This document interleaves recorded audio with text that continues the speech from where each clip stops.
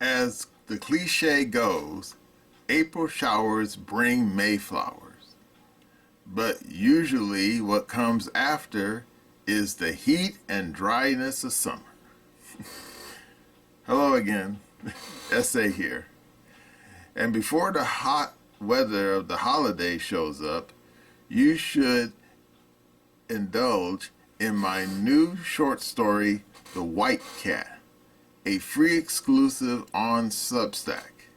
The links are down below in description. Join Margot Thompson, a beautiful stage actress and recent widow who finds salvation in the form of a white cat during a night of terror.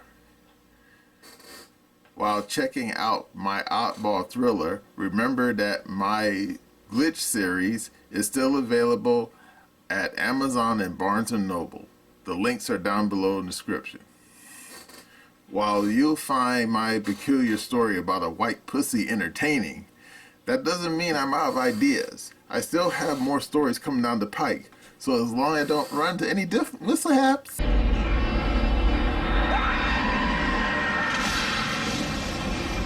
you'll see those stories as well. Now let's get back to the video. Remarks of the President to the American Newspaper Publishers Association, Waldorf Astoria Hotel, New York City, April 27, 1961. The very word secrecy is repugnant in a free and open society, and we are, as a people, inherently and historically opposed to secret societies, to secret oaths, and to secret proceedings. We decided long ago that the dangers of excessive and unwarranted concealment of pertinent facts far outweighed the dangers which are cited to justify it. Even today, there is little value in opposing the threat of a closed society by imitating its arbitrary restrictions. Even today, there is little value in ensuring the survival of our nation if our traditions do not survive with it. And there is very grave danger that an announced need for increased security will be seized upon by those anxious to expand its meaning to the very limits of official censorship and concealment. That I do not intend to permit to the extent that it's in my control.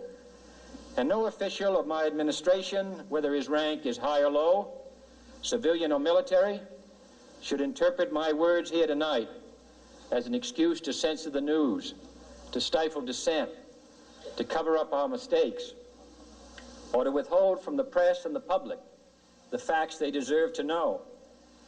But I do ask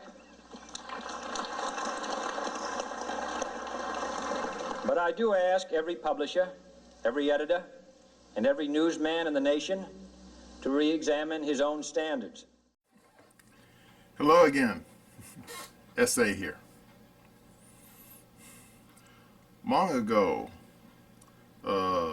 Goebbels, the Reich minister, head of propaganda, he was once quoted as saying that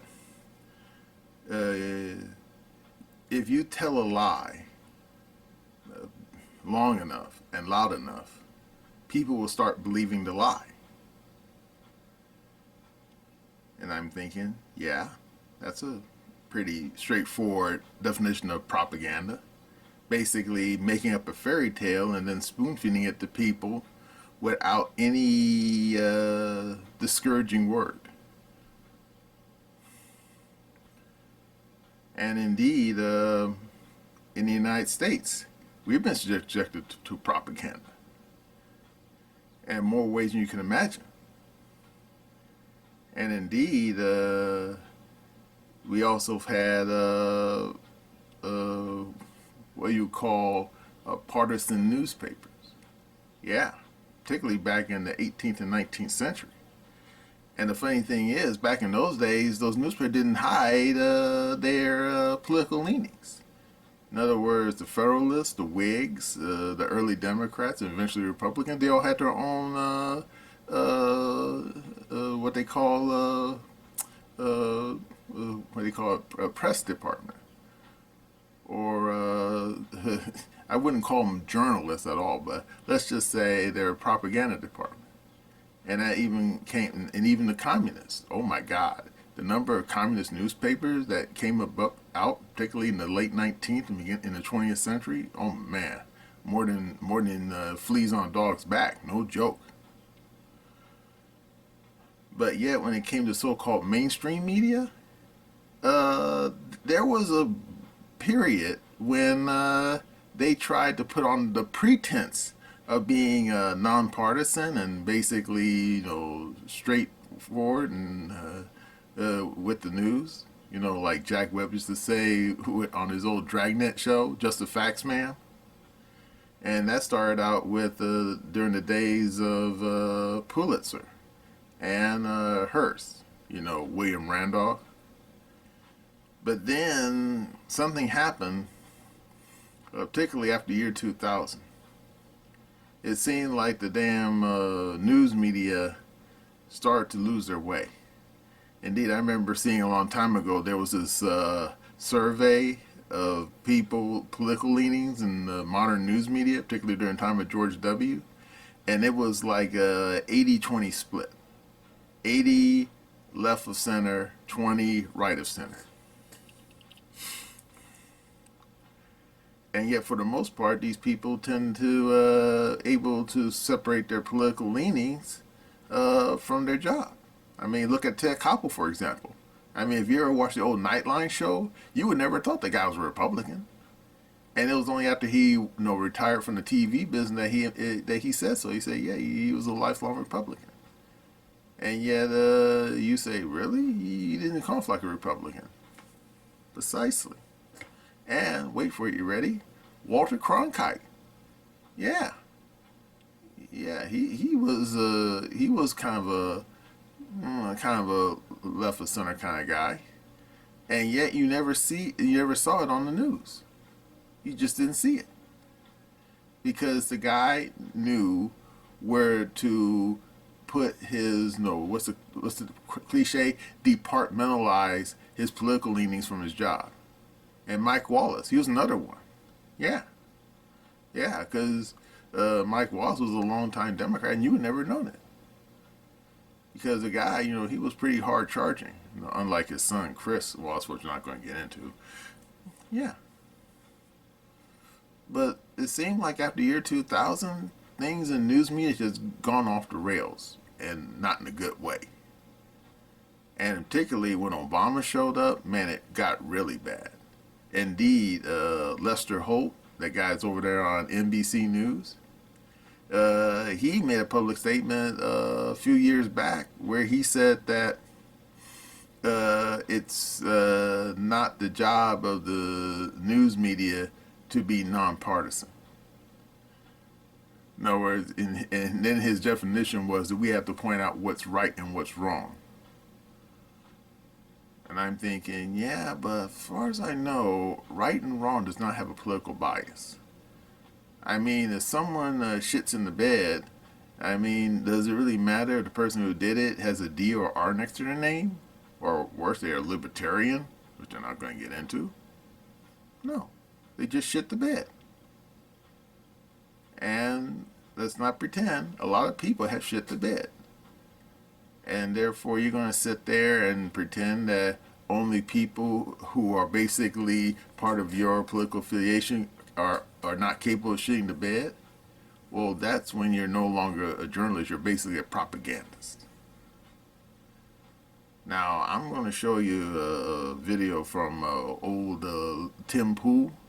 And it's basically, he basically complains about how the news media is basically censoring the news. Censoring by omission. Okay, are you ready? Here we go. All right, we've got this from Time Magazine. Behind the cover, interview with the photographer of the Trump image. I want to read this story for you. And it's funny. It's funny. I want to read the story for you. I want to show you what Time Magazine was saying about this image of Donald Trump.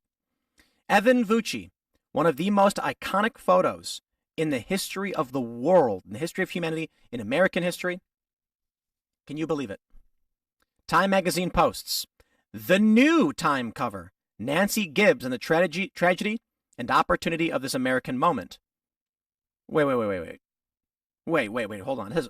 Look at this. August 5th, 2024. August 5th, 2024. They took this photo off of Time magazine's cover. These people are evil. This is what evil looks like. The photo that you see of Time magazine, still on their website. Here's the new cover. The new cover. Did they say why they changed it? Is there a reason? I don't know. Do we have this here? I mean, people are asking why they changed it. What is this? Sad how easily you're swayed to change your cover. This is a historical image. Everyone's asking, why did they change the cover? Because they're evil. Because of this story. Editor at major news outlet tells media to bury iconic photo of Trump after assassination attempt. We talked about this yesterday on the show. They said that the photo helps Donald Trump. And for that reason, we cannot show it. Because Trump will use it to win the election. But hold on. I mean, what? It's a photo taken by a journalist of a thing that happened. But you can't show the American people because it helps Trump. I want to take you back in time, and then we'll read this story. To COVID. Donald Trump was giving daily briefings, and all of the media was carrying it. And then Trump's polling started to increase. So the media announced Trump was a liar, and they were going to stop covering his COVID daily briefings. That's weird. He was a liar, they said. They then went on to lie about everything that he has said. Amazing. These, what's the right word for it? Propagandists know that Donald Trump has the truth on his side. After being shot in the head, surviving, the bullet grazing only his ear, he stood defiant, raised his fist, and said, fight, fight, fight. Evan Vucci got the most iconic photo of the moment and one of the most iconic photos in American history. I wonder what he must be thinking when they decide they will not show anyone the photo you took. This is the truth. The image you are seeing of a defiant Trump with blood on his face. That's the truth. They don't want you to know it. They have acted upon their desire to suspend the truth. Or to try to. Here's the story from Time magazine.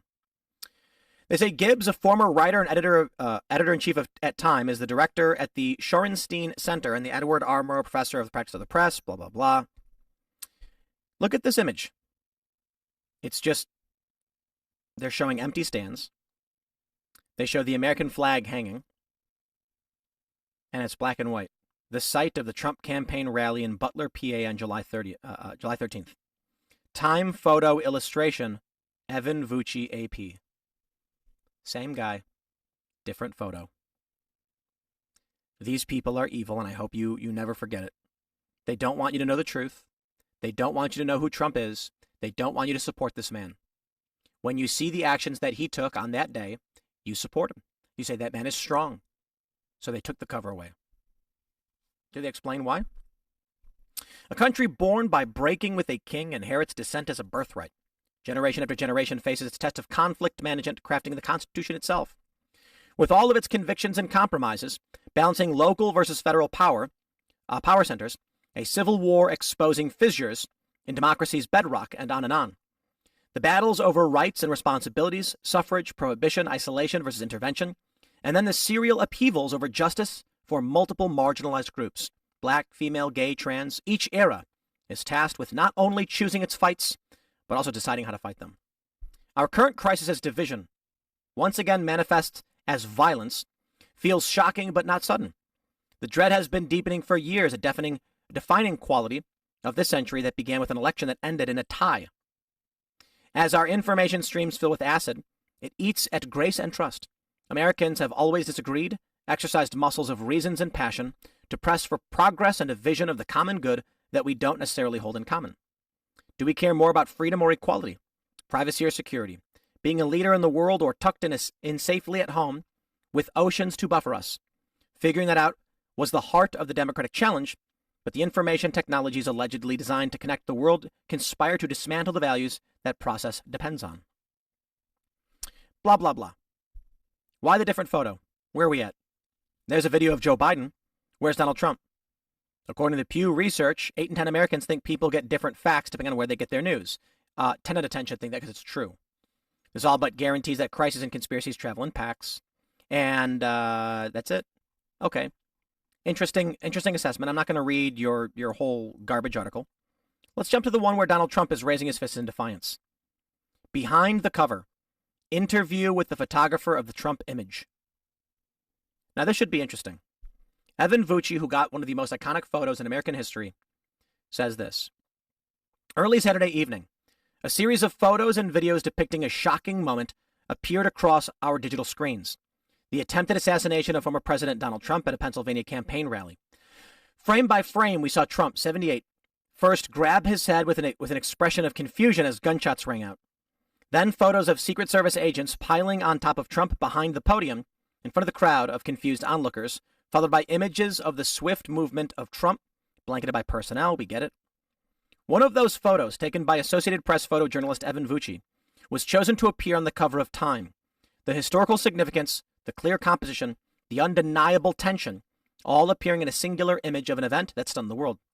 Here's what Vucci has to say about this moment. The interview has been slightly edited for clarity. It was Vucci's past experience that prepared him to capture the iconic image, he said. Vucci has been with the AP for almost 21 years, has covered everything from Iraq and Afghanistan wars to the Trump presidency to Super Bowls, to the protests following the death of George Floyd, in which his team was awarded the 2021 Pulitzer Prize for breaking news photography. It was a situation where that vast experience absolutely does prepare you. To have that experience behind you sort of allows you to remain calm. It wasn't the first time I was in that situation, so I was able to keep in my head. I was able to think. I was able to compose pictures. I think all of us were there, and we just stayed in the moment, stayed on the story. In my head, I just kept saying to myself, slow down, compose, compose. Okay, what's going to happen next? What's going on here? What's going on there? Just trying to get every angle on it. And he nailed it. Donald Trump in an amazing position on the moments after the shots were fired. Initially, Vucci was photographing from the back of the photographer buffer in the front of the rally stage with his long lens. As soon as he heard the gunshots, he sprang into action. I knew right away what it was. So my first thing is like, okay, I got to get to the stage. Vucci moved closer with his wide-angle lens and captured pictures while thinking ahead, including anticipating what route the Secret Service would take to remove Trump from the situation. As Vucci sprinted to the other side of the stage, Trump started to stand and pump his fist. Vucci ran to the corner of the stairs while Trump and his team were preparing to exit the stage and took the photos that have now been shared widely. You know what's really amazing is that the photo that he got, and there are others. I mean, wow, look at this picture of Trump. This photo that he got, wow. Absolutely incredible. I lost my train of thought. I mean, that's crazy that he got this photograph of Trump and the Secret Service agents, and they wanted it on the cover, and they took it off the cover. Here's a guy who just said, I'm going to get the photos, and here's this one. A campaign rally site for Republican presidential candidate, former President Donald Trump, is empty and littered with debris, and they decided to swap it out. What a disgrace. They're still using his photo. That's the game they're playing. I can totally believe it. I can totally see it. This is the game they play. They told us they were going to do it, and then they did it. The truth is bad for evil people. The truth shall set you free. And these people don't want you to have access to the truth. And so they did exactly what we thought they would do. They pulled the photo from Time magazine. Maybe, I don't know. I don't know what happened. But they better have an explanation for this. I'm sure they'll come up with some stupid argument of like, oh, it was chosen prematurely and everyone was a little bit too excited about it, but this is not the way we normally go. Behind the cover. They knew right away they wanted that on the cover of Time magazine. But then some crackpot scumbag, evil, man, evil, came out and said, don't let the American people know what's really going on. I'm sick of it, man. I am sick of these twisted, malevolent people. It's not about liking Donald Trump. It's about that's what happened. That's the picture of what happened. They don't want you to know. Is this photo fake? No. Was it altered in any way? No. So what of it? It's a photo of a guy showing what Trump was doing, raising his fist. So why take it down? Because it helps Trump. Because it's good for Trump. That's it. If the truth can help Trump, the media suppresses it, and you all know it. That's been their game the whole time. All right, you saw that. Now, of course, the stupid thing about these people over at Time magazine is that they clearly have have a bee up their nose about the dreaded orange man. Hey, it's okay. I mean, you don't have to like Trump and make you hate his guts. It doesn't matter.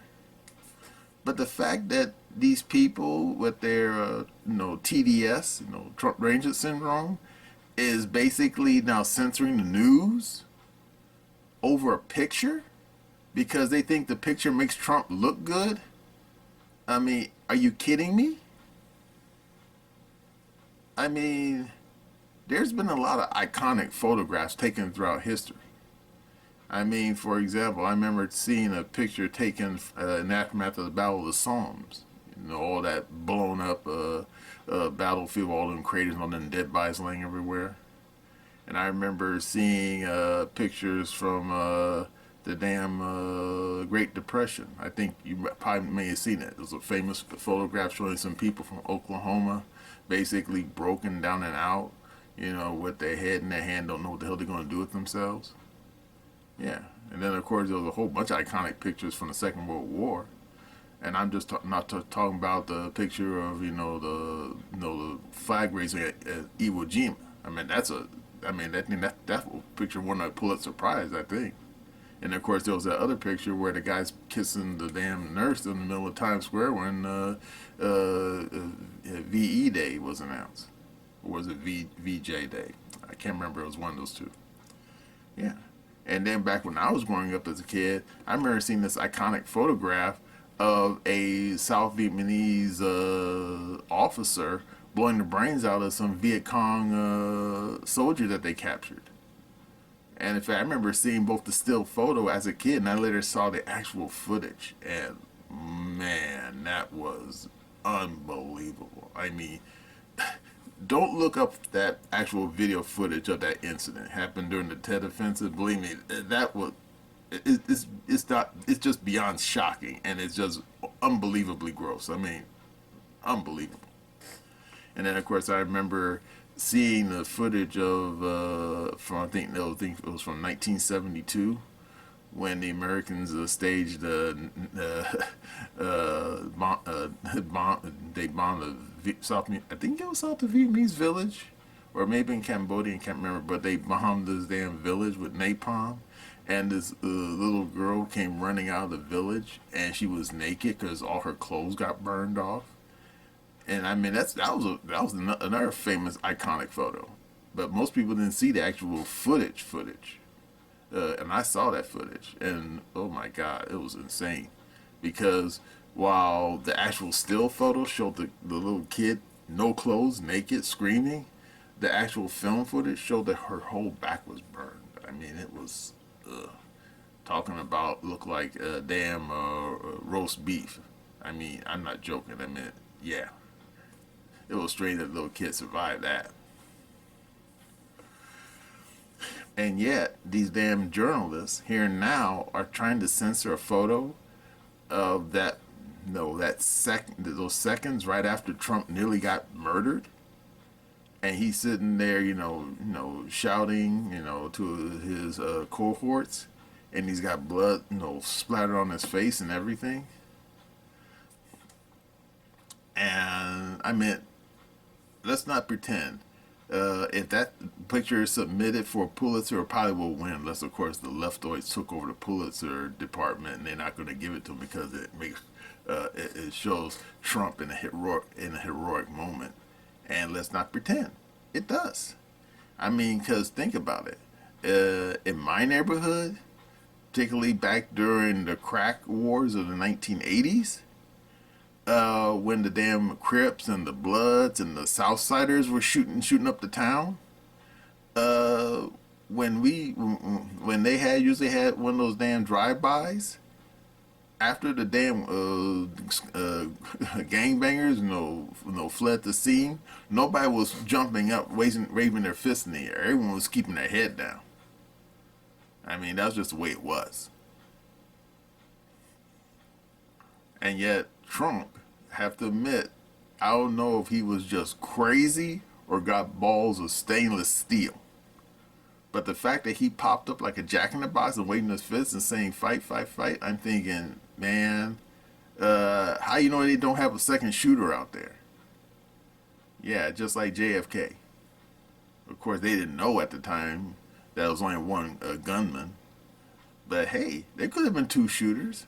And could you imagine if there was a second shooter, and Trump, when he pulled this stunt, he gets a one right in the temple? Yeah, that would have been outlandish.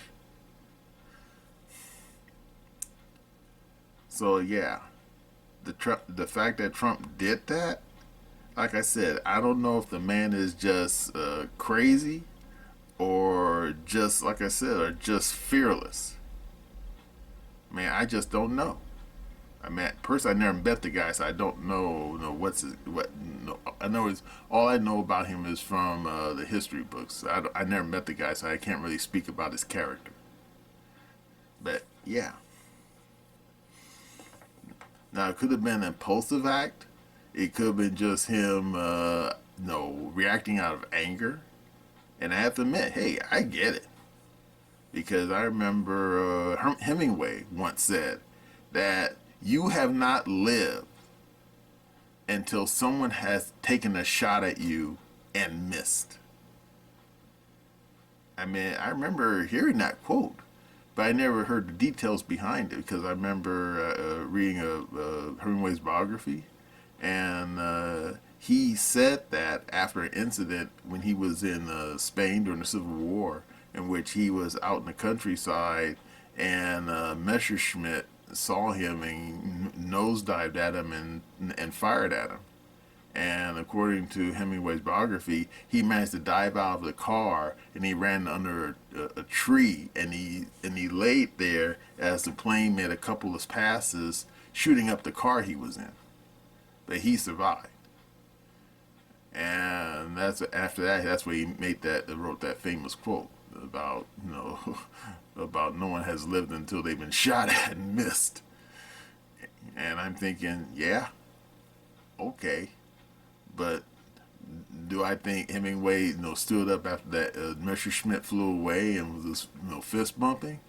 I don't know about that. But yeah, but the fact that these people at the Time magazine would go so far as to basically censor that photo because they think it makes Trump look good. Well, hey, player, we're not living in 1924 anymore, where in theory, if the news media decided, they don't want to show, say, a photo of President Calvin Coolidge, they can just bury the photo and nobody will ever see it. Yeah. And indeed, that actually happened at the New York Times. Because anyone who remembers the Stalin's purges during the 1930s, as well as the Holodomor, and happened in Ukraine around the same time, there's a famous, notorious story about how a New York Times reporter, assigned to Moscow, and who, let's not pretend, this guy was a fervent Marxist. He knew about Stalin's purges, and he knew about what was happening in Ukraine. All those people were starving to death because the collective farm system didn't work, and people were starving to death. And did he report the news? No. Why? Because, wait for it, you ready? Because this news reporter, whose name I can't remember, he thought it would make Stalin and the Soviet system look bad. Therefore, he censored the news.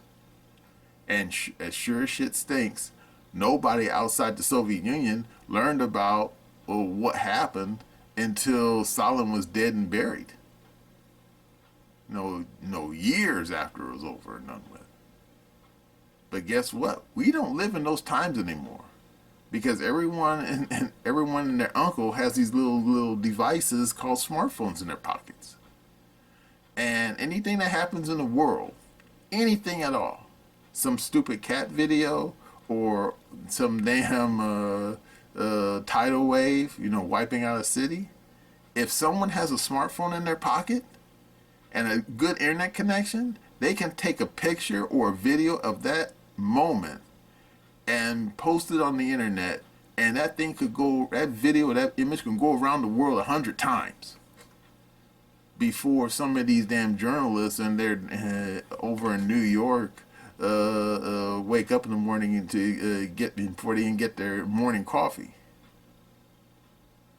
So the fact that these people over at Time magazine think they can somehow censor that photo to make Trump, that in their words makes Trump look good, well, guess what, homies? You ain't censoring nothing, because everyone's seen that photo. Everybody. And guess what? That photo has gone around the world at least 1 billion times now. So the fact that these people are sitting there getting on their high horse saying, oh, we don't want to show Trump in a heroic moment, we're going to censor this photo because it makes him look good. Well, guess what, homies? You're too late for the train. That ship has sailed. Yep. Because old Tim Pool, and he's not the only one, Dr. Steve Turley, he mentioned it as well as that big boy, Journey from the Quartering. He said that by this very incident, the way how the news media was basically trying to delete that photo, cancel that photo so allegedly nobody can see it, they all said the same thing. This is the end of mainstream journalism as we know it.